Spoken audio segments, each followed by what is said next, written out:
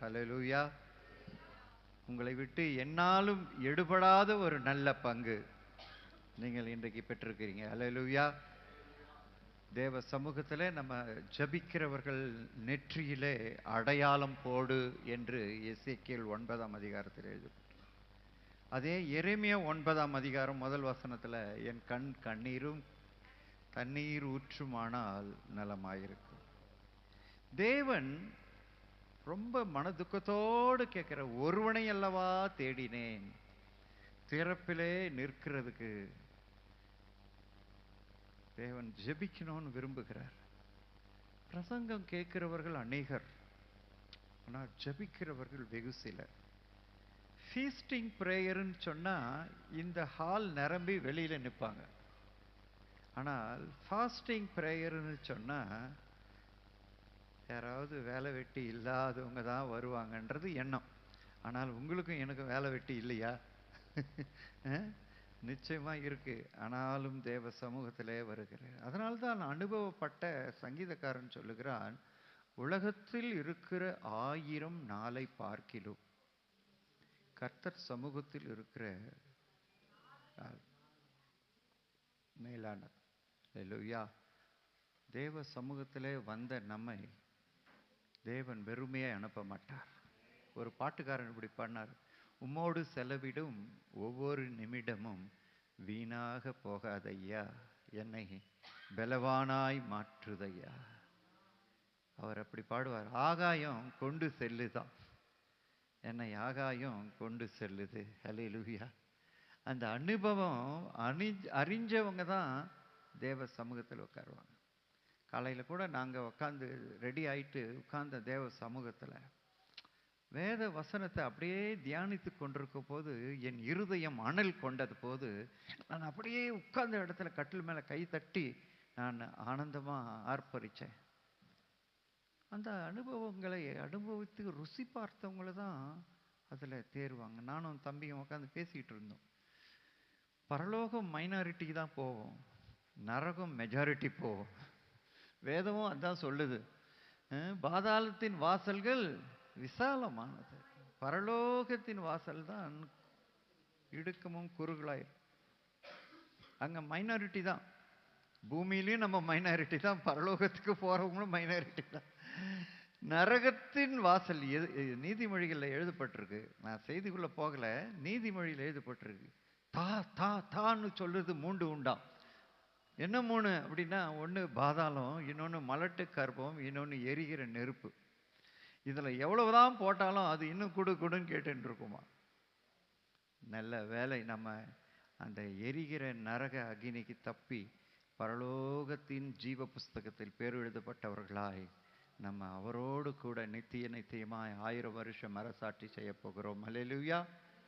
சரி, நான் இன்னைக்கு கொடுக்க போகிற இந்த செய்தி வெளிநாட்டில் ஒரு 3 days ப்ரேயர் கேம்பில் நான் கொடுத்த செய்தி. அங்கே ரிஜிஸ்டர் பண்ணி $500 கட்டி உள்ளே வந்தால் தான் ஐடி கார்டு கொடுப்பாங்க.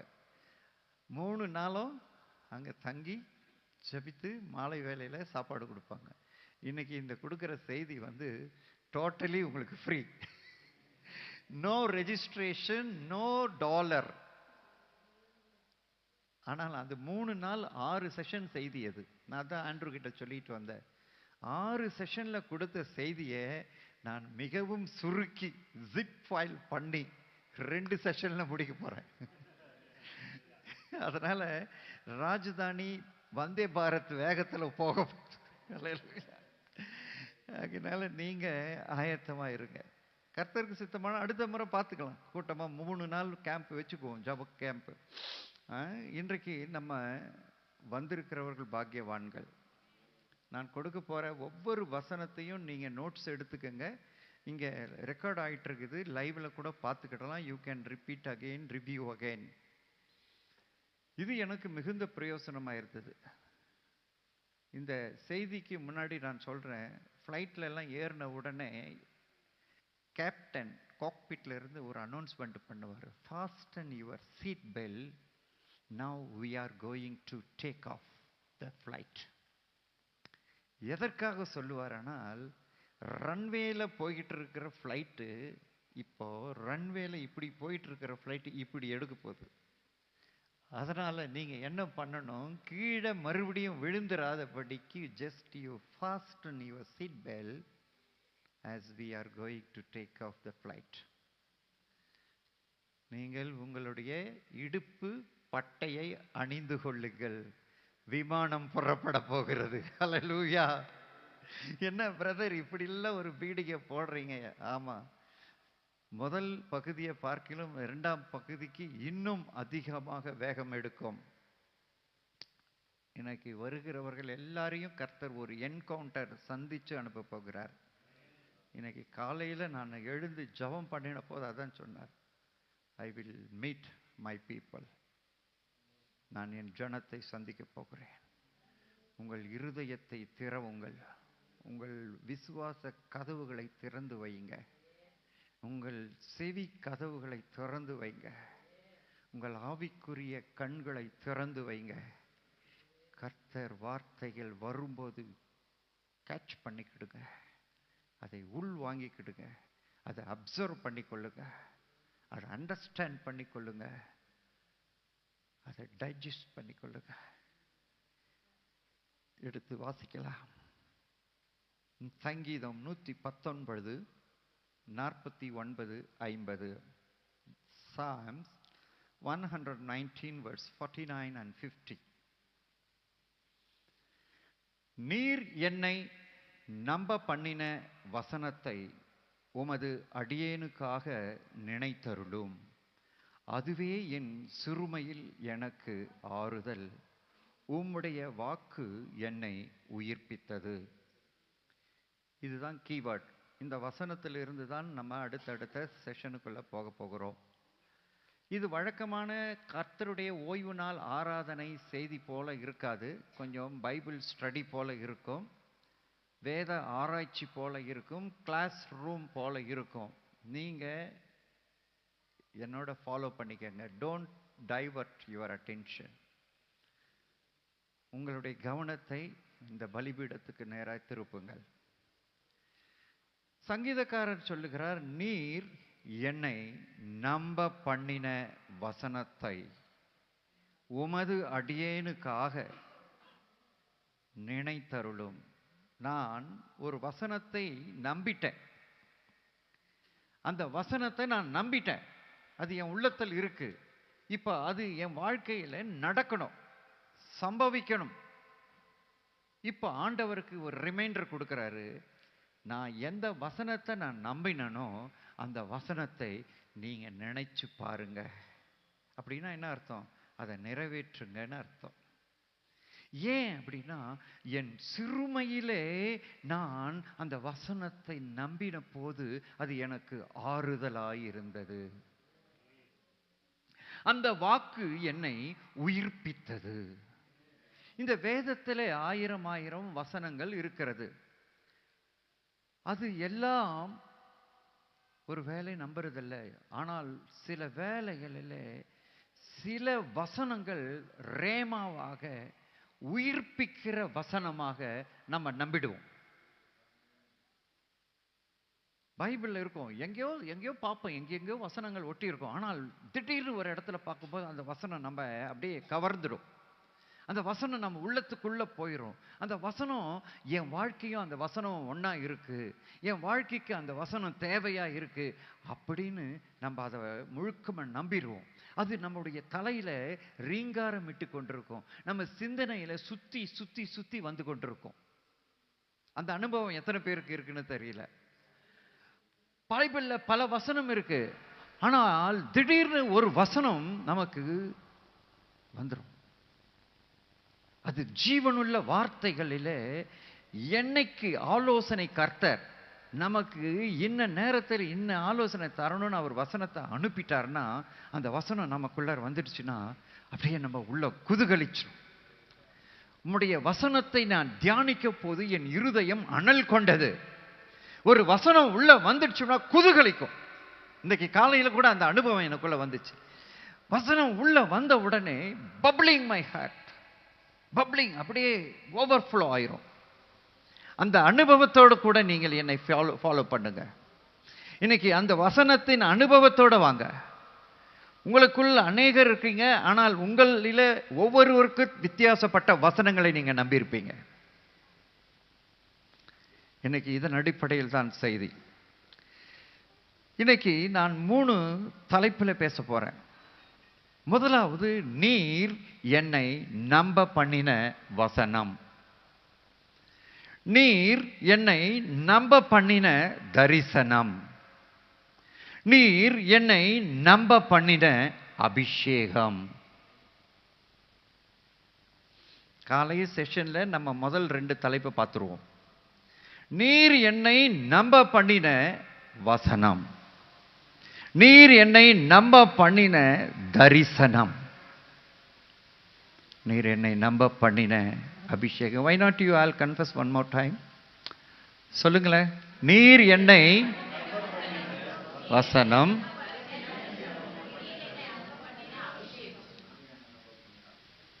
thank you.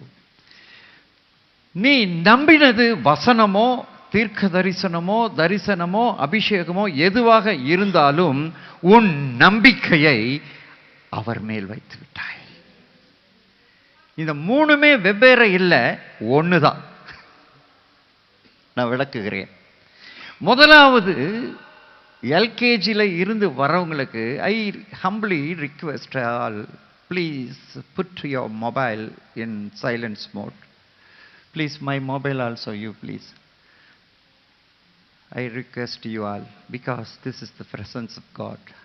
Not even in India, even in abroad, I give this counsel. Put rest for your mobile. உங்களுடைய மொபைலுக்கு ஓய்வு கொடுத்து விடுங்கள். தேவனோடு பேசுகிற நேரத்தை தேவனுக்கு செலவிடுவோம். அழைக்கிறது யாராக இருந்தாலும் பரவாயில்லை, நாம் பின்னர் அழைத்துக் கொள்ளலாம். முதலாவது, எல்கேஜி ஸ்டாண்டர்ட்ல இருக்கிறவங்களுக்கு தான் வசனம் வரும். இந்த வசனத்தினுடைய அப்கிரேடட் வெர்ஷன் தான் தரிசனம். மெட்ரிக் தாண்டி 10th ஹையர் செகண்டரி போற மாதிரின்னு வச்சுக்கோங்க. அப்போ உங்களோட வசனத்துல பேச மாட்டாரு, தரிசனத்துல பேசுவார். The text will be converted into vision. ஏன்னா உங்களுக்கு டெக்ஸ்ட்ல சொல்ல வேண்டியதில்லை, ஏ ஃபார் ஆப்பிள் சொல்ல வேண்டியதில்லை, உங்களுக்கு விஷனா காமிச்சிருவார்.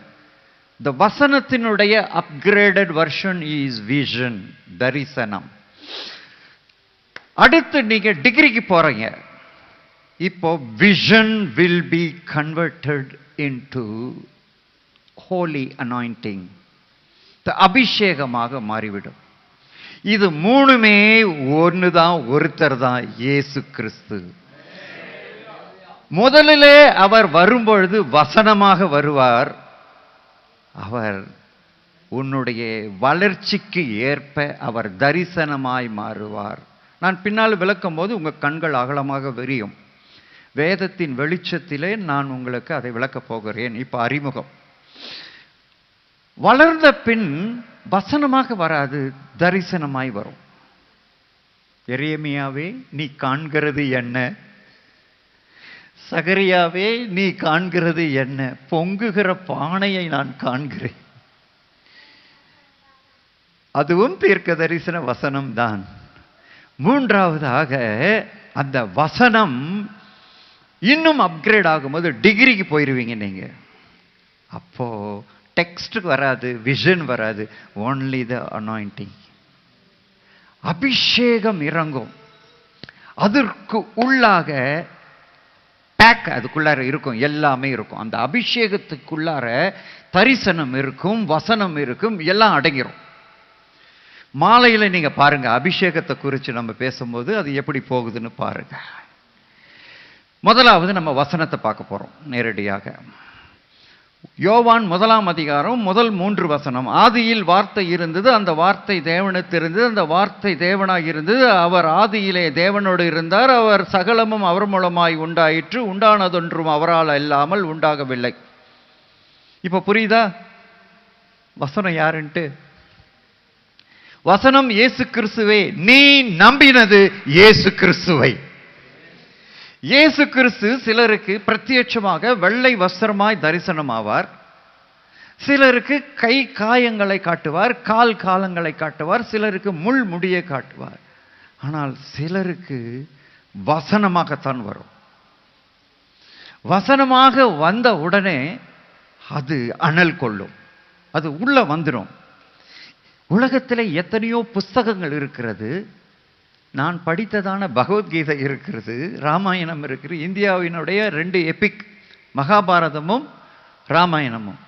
ஆனால் அதெல்லாம் மனிதர்களால் எழுதப்பட்டது.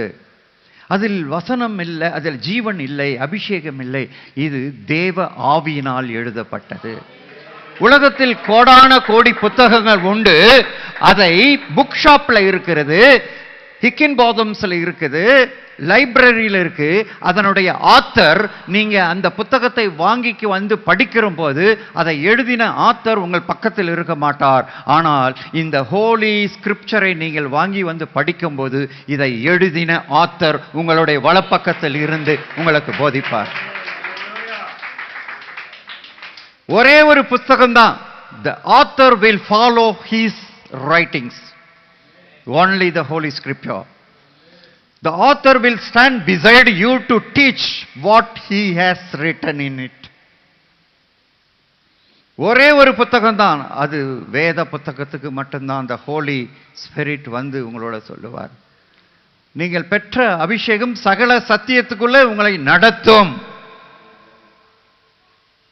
நான் வேத வசனப்படி சொல்லுகிறேன். எபிரேயர் 1 அதிகாரம் 2 வசனம். பூர்வ காலங்களில் பங்கு பங்காகவும் வகை வகையாகவும் தீர்க்கதரிசிகள் மூலமாய் பிதாக்களுக்கு திருவுளம் பற்றின தேவன். பூர்வ காலங்களிலே வசனம் அபூர்வமாய் இருந்தது.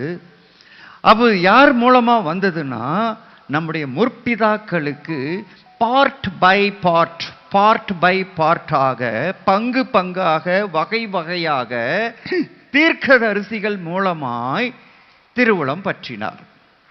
இந்த கடைசி காலத்தில் குமாரன் மூலமாய் நமக்கு திருவுளம் பற்றினார். பழைய ஏற்பாட்டு காலத்தில் பிதாக்களுக்கும் தீர்க்கதரிசிகளுக்கும் தம்முடைய வசனத்தை சொன்ன ஆண்டவர், இந்த புதிய ஏற்பாட்டு காலத்தில் அபிஷேகம் பெற்ற புதிய ஏற்பாட்டு சபைக்கு இயேசு கிறிஸ்துவே தம்மை வெளிப்படுத்துகிறார் வசனமாக. 2 பேதுரு 1:21, தீர்க்க தரிசனமானது ஒரு காலத்திலும் மனுஷருடைய சித்தத்தினால் உண்டாகவில்லை. 2 பேதுரு 1:21. தேவனுடைய பரிசுத்த மனுஷர்கள் பரிசுத்த ஆவியினால் ஏவப்பட்டு பேசினார்கள். பாருங்க, இந்த வசனங்களை மனுஷர்கள் எழுதல, பரிசுத்த ஆவியானவர் மனுஷனை ஏவி மனுஷன் பேசினதுதான் தி பைபிள், ஹோலி ஸ்கிரிப்சர். பரிசுத்த ஆவியானவர் எழுதின வசனத்தை தான் நம்ம வாசித்த போது நம்பினோம். உலகத்தில் 1000 புஸ்தகங்கள், டயலாக்ஸ் எல்லாம் இருக்குது. அதெல்லாம் நான் நம்புறதில்லை. ஏன்னா இந்த வசனத்தை பரிசுத்த ஆவியானவர் எழுதினதுனால் அதில் ஜீவன் உள்ளபடியால் அந்த வசனம் எனக்குள் வரும்போது என் இருதயம் அனல் கொள்ளுகிறது. என் ஆத்துமா தாகமாய் இருக்கிறதுனால் அந்த ஜீவ வார்த்தையை பற்றி கொள்ளுகிறது. இந்த அனுபவம் எத்தனை பேருக்கு இருக்குன்னு தெரியல. சங்கீதம் 107:20 நீங்க படிச்சால், அவர் தமது வசனத்தை அனுப்பி அவர்களை குணமாக்கி அழிவுக்கு தப்புவிப்பார். முதல் ஒரு சிக் சோல் இருக்குதுன்னா, பலவீனப்பட்ட ஆத்மா இருக்குன்னா, அவர் என்ன பண்ணுவாருன்னா வசனத்தை அனுப்புவார். அந்த வசனம் குணமாக்கும், அழிவுக்கு தப்புவிக்கும். தற்கொலை நோக்கி போயிட்டு இருக்காங்க, அவனுக்கு எப்படி விடுதலை? வசனம் தான் வரும். வசனம் வந்த உடனே அவன் குணப்படுவான். அவன் ஆத்துமா பாதாளத்தின் வல்லடிக்கு நீங்களாக்கி தப்புவிக்கப்படும். அன்பானவர்களே, சமுத்திரத்துக்கு உள்ள விழுந்து சாகணும்னு விழுந்தவன் முத்துக்களை எடுத்துக்கொண்டு வெளியே உயிரோட வந்தவனும் உண்டு. சமுத்திரத்தில் முத்தெடுக்க போனவன் மூழ்கி மரித்ததும் உண்டு. நான் சமுத்திரத்தில் விழுந்து சாக வேண்டும் என்று விழுந்தவன் இன்னைக்கு நான் முத்து எடுத்துக்கொண்டு உங்கள் முன்னாடி வந்து நிற்கிறேன்.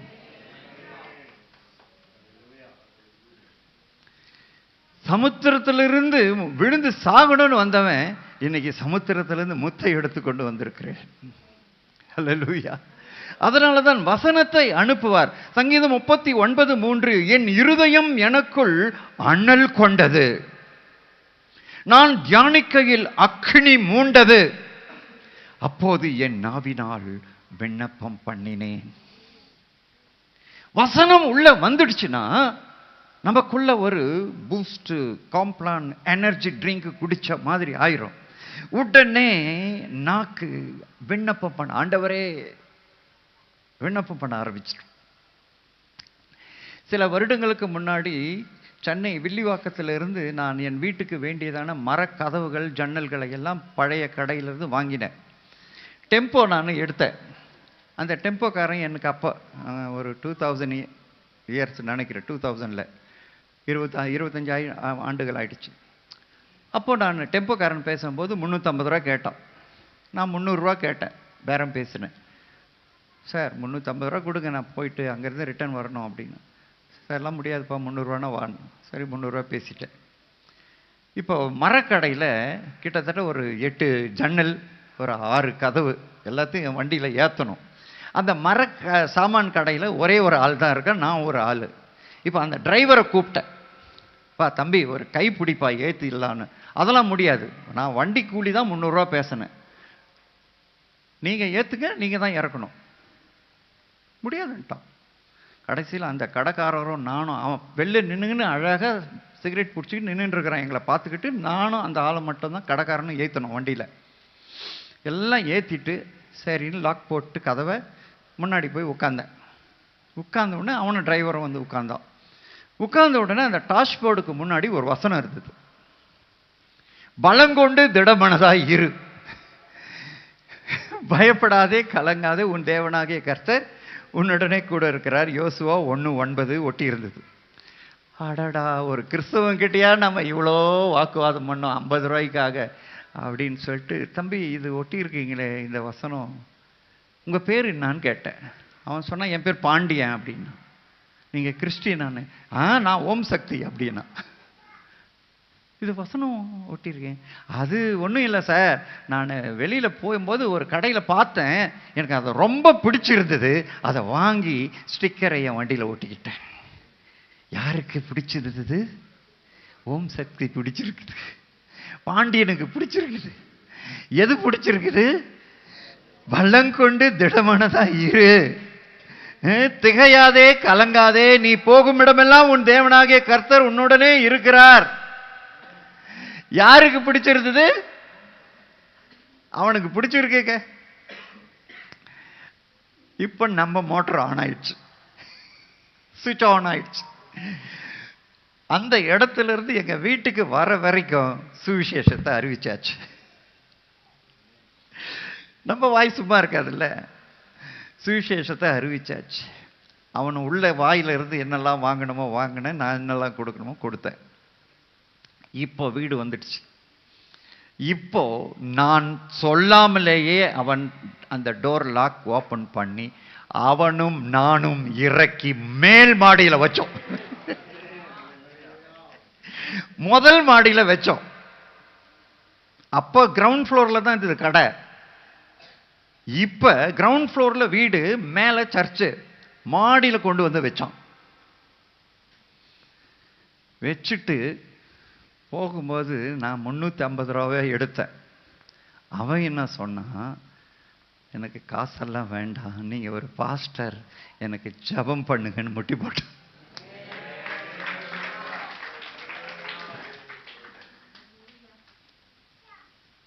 நான் என்ன சொல்லுவேன், இந்த பெரிய காரியத்தை செய்தது ஒரே ஒரு வசனம். அதனால்தான் நான் சொல்லுவேன், அவர் வசனத்தை அனுப்பி குணமாக்கி அழிவுக்கு தப்பு வைக்கிறார்.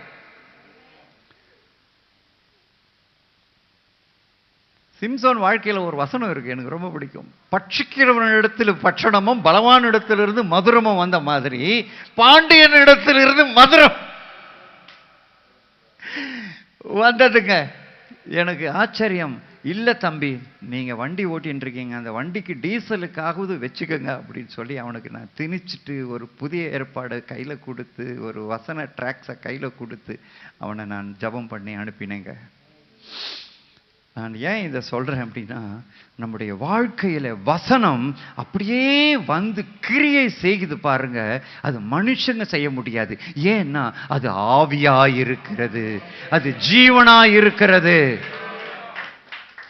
தம்பி எனக்கு ஒரு பேனர் அனுப்பினார். அதில் போட்டு the revelation of the Holy Spirit. The கருப்பொருள் title of this day's prayer, the revelation of the Holy Spirit. The வசனம், revelation of the Holy Spirit. வசனம் வரும்போது நீங்க பிடிச்சுக்கணும். நான் ஒரு மனுஷனை உங்க முன்னாடி கொண்டு வருகிறேன். யாக்கோபு என்ற மனுஷனுக்குள் இந்த வசனம் எப்படி கிரியை செய்தது என்பதை ஆதியாகமம் 28:13 முதல் 15 வரை வாசிக்க கேட்கலாம்.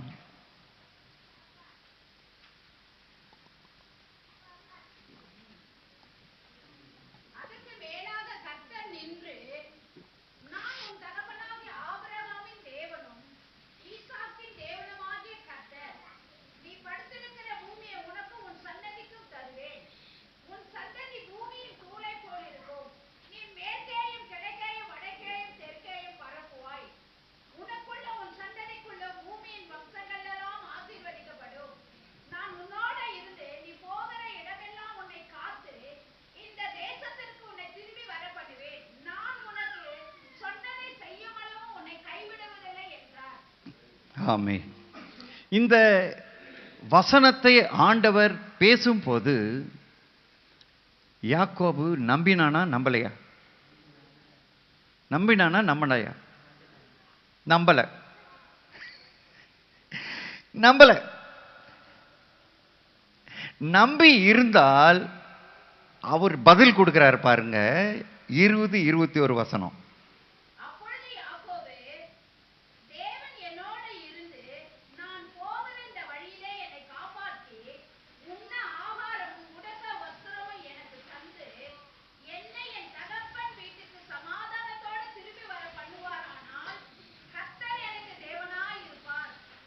இந்த இடத்துல தேவன் முன்னாடி என்ன சொல்றாரு? நீ படுத்திருக்கிற இந்த பூமி எல்லாம் உனக்கு தருவேன், இந்த ஜாதி ஜனம் எல்லாம் உனக்கு சொந்தமாகும்.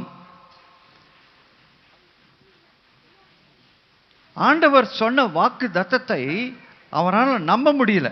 உனக்குள்ளும் உன் சந்ததிக்குள்ளும் பூமியில் வம்சம் எல்லாம் ஆசீர்வதிக்கப்படும். இதெல்லாம் விளங்கல அவருக்கு. அவர் என்ன கேட்கிறார் தெரியுமா? ரோட்டி கப்படா மக்கான், உண்ண உணவும் உடுக்க வஸ்திரமும் பாதுகாப்பும் எனக்கு தந்து என் தகப்பன் வீட்டுக்கு நான் ரிட்டர்ன் வந்தேன்னா நீ தேவன், இல்லைன்னா இல்லை. அதனால தான் இவனுடைய யோகியதையை அவர் தெரிஞ்சதுனால தான் அவர் தன்னை இன்ட்ரோடியூஸ் பண்ணி கொள்ளும் பொழுதே எப்படி பண்ணி கொண்டாரு சொல்லு பாருங்க. 13 படிச்சு பாருங்க.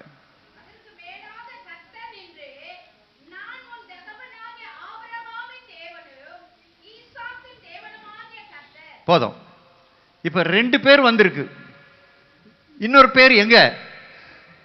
நம்ம வழக்கமா என்ன சொல்லுவோம்? ஆபிரகாமின் தேவன், ஈசாக்கின் தேவன். எங்க யாக்கோபு? எங்க யாக்கோபு? எங்க? இன்னும் விசுவாச பட்டியல்ல ஐயா வரல. அதனால தான் தேவன் தன்னை தன் பரிசுத்தவான்கள் பெயர் லிஸ்ட்ல இவனை இணைச்சுக்கல. தன்னை இன்ட்ரோடியூஸ் பண்ணிக்கிறார், செல்ஃப் இன்ட்ரோடக்ஷன் பண்றாரு. நான் ஆபிரகாமின் தேவன், ஈசாக்கின் தேவன். நான் உனக்கு இப்ப தரிசனமாகி உன்னை வெளிப்படுத்துறேன், உனக்கு வசனத்தை தரேன். நம்பல. நீ எனக்கு உண்ண உணவும் உடுக்க உடையும் சமாதானமா அப்பா வீட்டுக்கு வந்தால் நீர் என் தேவன். அவர் வாக்கு பண்றதுன்னா ஹெக்டேர் கணக்கில் லேண்டு பூமியெல்லாம் வாக்கு பண்ணி இது உனக்கு தான் அப்படின்னு சொன்னா அதை இவன் கொஞ்சம் கூட நம்பல. அதை நம்பவே இல்லை. அவன் விட்டுட்டான். நீ எனக்கு கொடுத்த இது கொடுத்தனா போதும், சாப்பாடு கொடு போதும், எனக்கு துணி ஆகாரம் கொடு, பாதுகாப்பா வரணும். யாக்கோபுக்கு கர்த்தர் சொன்ன வசனத்தை நம்பல. ஆனால் நம்புறதுக்கு ஒரு காலம் இருந்தது. நம்புற வரைக்கும் அவனை தன் தாய் மாமன் லாபான் கையிலே கர்த்தர் ஒப்பு கொடுத்தார். கர்த்தர் ஒருவனுக்கு ஒரு வசனத்தை சொல்லிட்டார்னா சொன்னவர் தான் பொறுப்பு. சொல்லியும் செய்யாது இருப்பாரோ, வசனத்தை நிறைவேற்றாது இருப்பாரோ. பொய் சொல்ல மனிதன் அல்ல, மனமாற மனுபுத்திரன் அல்ல. அவர் சொன்னதை செய்கிற தேவன்.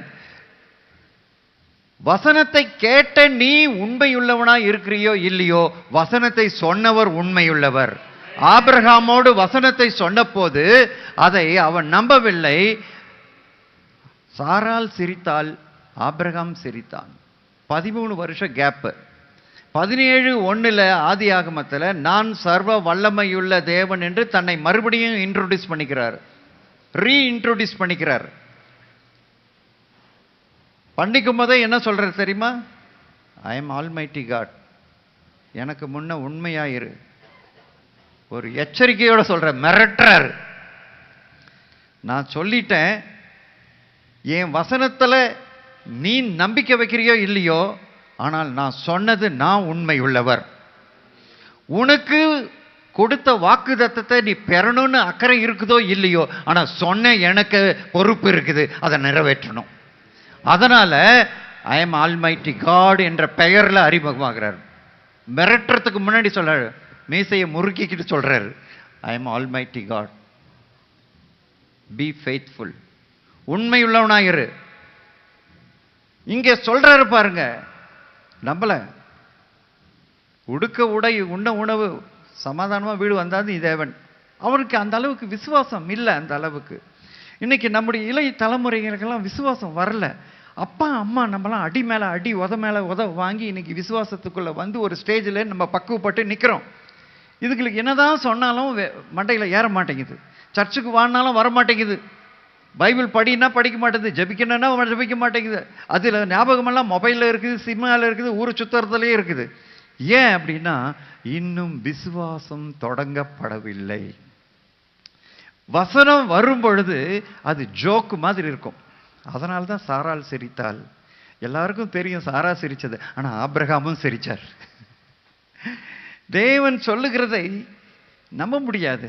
இந்த யாக்கோபை பாருங்க, சொன்ன உடனே நீ சாப்பாடு ரோட்டி கப்படா மக்கான்னு கொடுத்தா தேவன் அவ்வளவுதான், அன்னைக்கு தேவை அவனுக்கு அதுதான். ஆனா அவர் சொல்றாரு பாருங்க, வெகு தூர காலத்து செய்தியை மனுஷர் முறையாய் அறிவிக்கிறார்.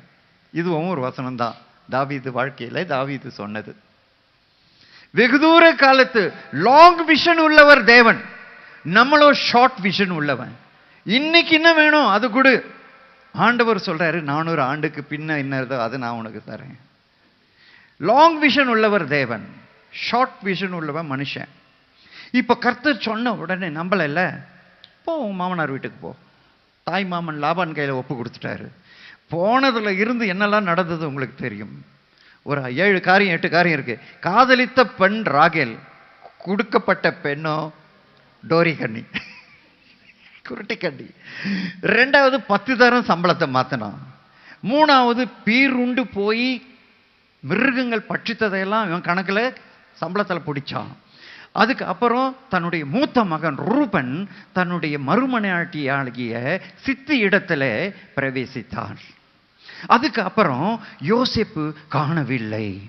அதுக்கப்புறம் சிமியோனும் லேவியும் புறப்பட்டு வருகிற போது எமோரியர் தன்னுடைய தங்கச்சியை தூக்கிக்கிட்டு போய் கெடுத்துட்டாங்கன்னு அவங்க கிட்ட சண்டை போட்டு, இங்க யாக்கோபுக்கு என் பலவீனத்தில் நான் வந்தேன், என் வாசனையை கெடுத்து போட்டீங்களடா பாவிகளா, நானே சின்ன ஆளு, அவங்க எமோரியர் இந்த தேசத்துக்காரங்க, நான் ஒரு அகதியாக நான் வந்துட்டு இருக்கேன். 2 பேரும் லேவியும் சிமியோனும் அப்பாவுக்கு தெரியாம சண்டை போட்டாங்க. இது எல்லாத்துக்கும் மேல லவர் ஒரு திருடி.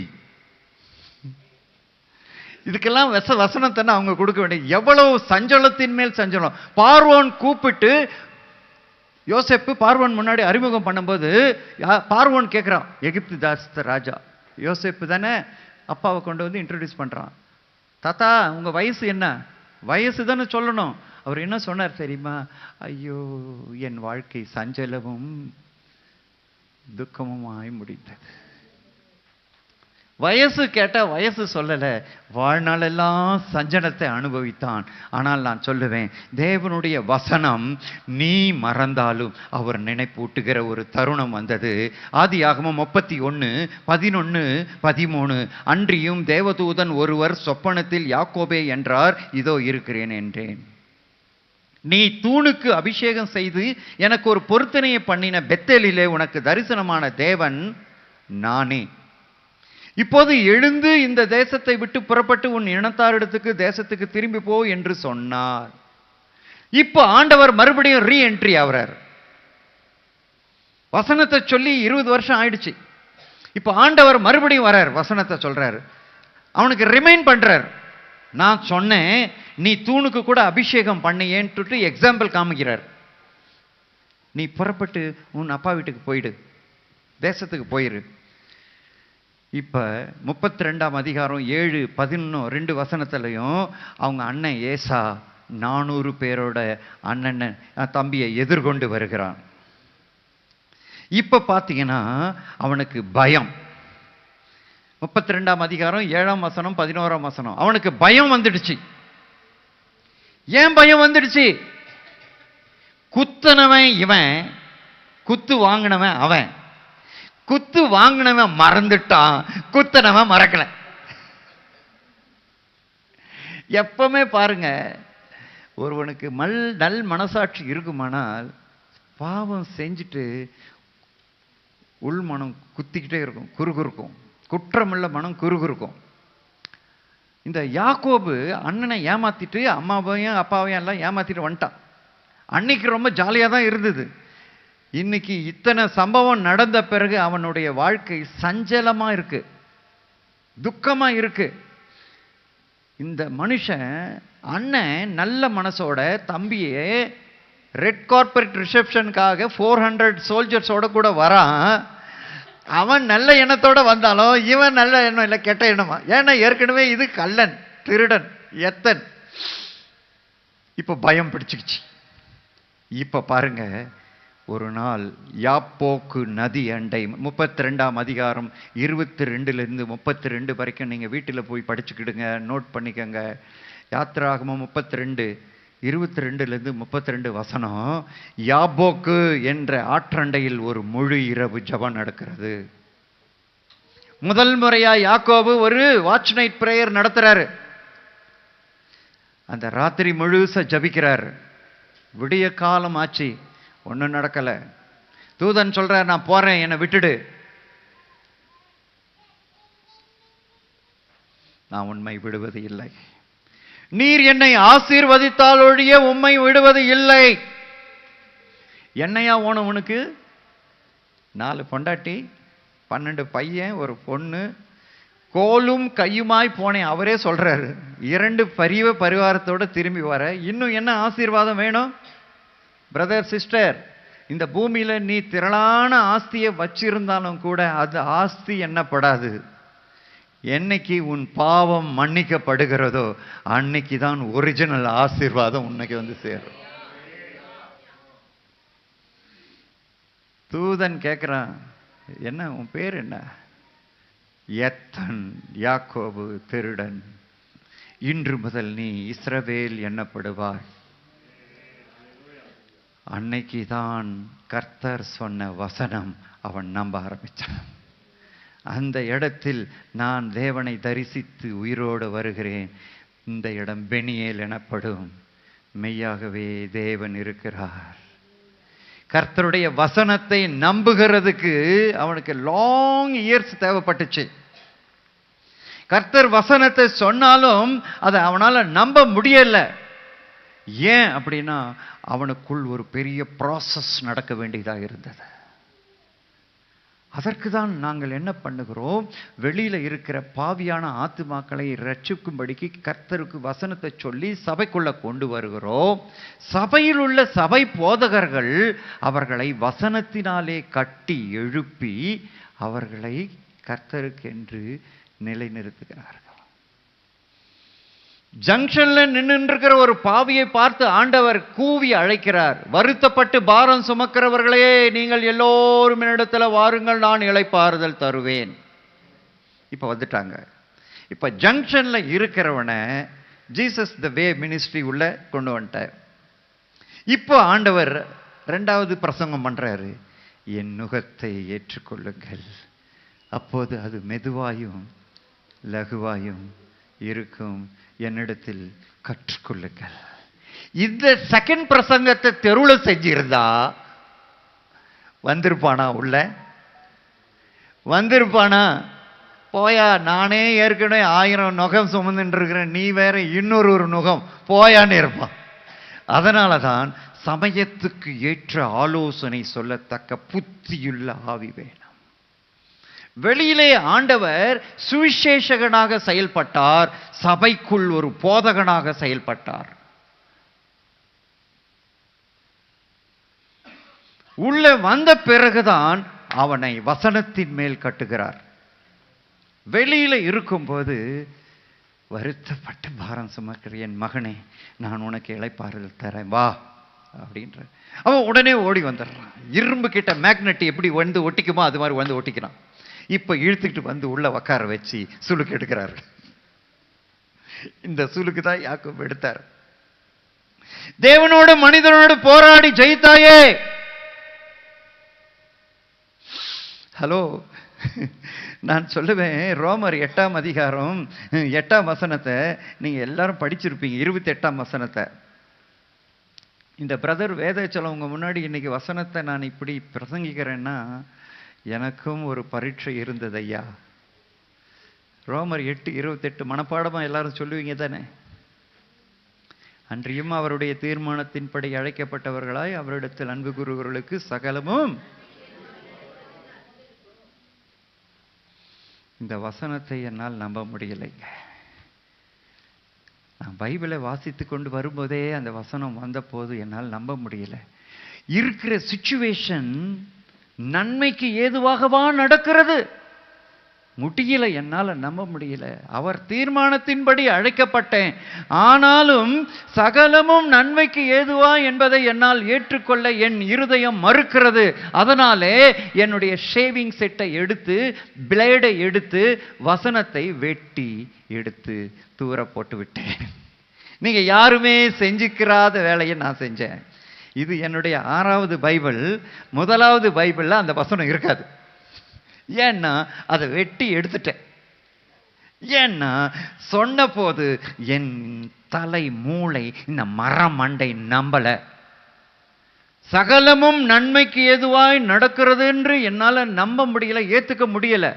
அதனால இது தப்பு அப்படின்னு சொல்லி நான் எடுத்துட்டேன். நான் எடுத்த போது நான் யாரோடு விளையாடினேன் என்று எனக்கு தெரியாது. நான் விளையாட்டுத்தனமாய் ஒரு பேதையாக நான் வேலை செஞ்சுட்டேன். யார் மேல நான் கை வச்சேன் சொல்லுங்க பார்க்கலாம்?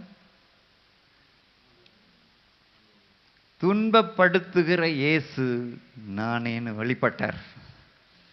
என் மேலையா கை வச்ச? என் மேல கை வச்ச நீ முட்டாள். அந்த அதிகாரத்தை மறுபடியும் படினார். நீங்க பைபிள், தமிழ் பைபிள் வச்சுக்கிறவங்க உங்களுக்கு தெரியும். ரோமர் 8 இந்த பக்கம் 18வது வசனம் இந்த மார்ஜின்ல இருக்கும், இந்த மார்ஜின்ல 28 இந்த மார்ஜின்ல இருக்கும். 18 இந்த மார்ஜின்ல இருக்கும், 28 இந்த மார்ஜின்ல இருக்கும். ரோமர் 8:18 இந்த பக்கம் 18 இருக்கும், இந்த பக்கம் 28 இருக்கும். முதல் 18 படி, அப்புறம் 28 படி. 18 படிச்சுட்டு தானே 28 படிச்ச. உன் மண்டையில அது ஏறலையா? இப்ப 18 படிச்சு பாருங்க.